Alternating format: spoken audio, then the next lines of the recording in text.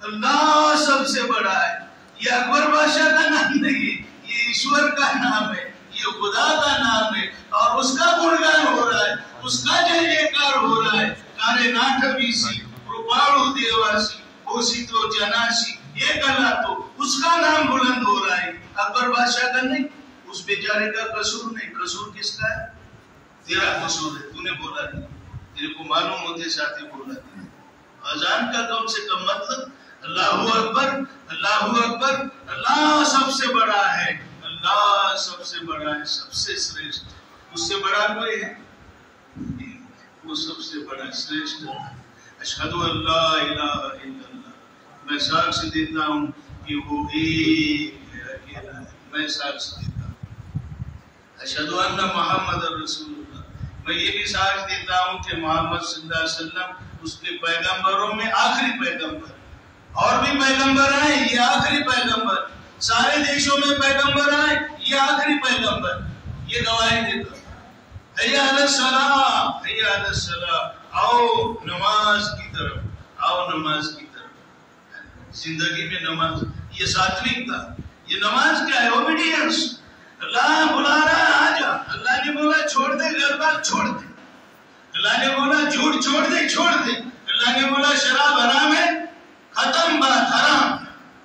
अल्लाह ने बोल दिया ये लावालावी गिबत करना हराम है, खत्म, हराम।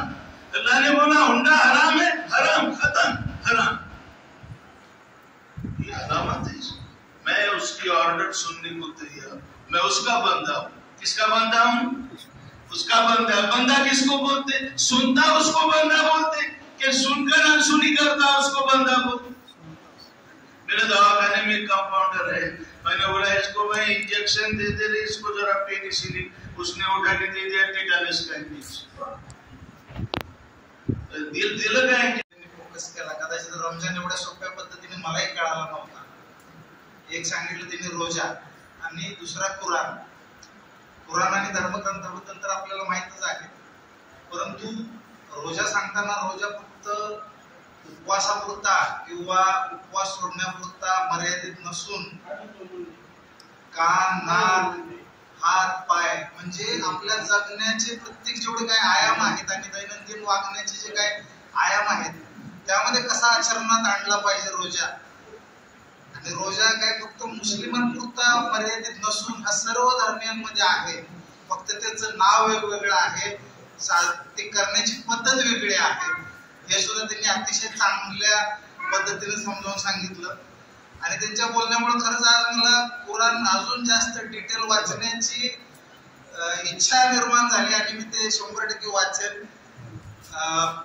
सर्व मुस्लिम धर्मियांना आज या ठिकाणी रमजानच्या शुभेच्छा देतो आणि जी काही डिसिप्लिन आपण एक रोजाच्या निमित्तानं आपण एक महिनाभर पालन करतो, जसं की सकाळी उठणं आहे, संध्याकाळी वेळेवर झोपणं, वेळेवर उपवास सोडणं, वेळेवर नमाज पढणं, ही डिसिप्लिन, ही शिस्त, ही सहनशीलता, हा संयम हा फक्त या महिन्यापुरता न राहता हा आयुष्यभर आपल्या आचरणात कसा आणता येईल याच्यासाठी सर्वांनी प्रयत्न केले पाहिजे।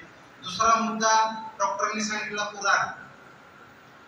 आज कुराण एवढ्या साध्या सोप्या पद्धतीने सांगितल्यामुळे आपल्याला समजलेलंच आहे, पण ही अवस्था साहेब फक्त मुस्लिम धर्मियांशी मर्यादित नाहीये, ही हिंदू धर्म, ख्रिश्चन धर्म सर्व, कारण आपल्या लोकांचं वाचन नाहीये।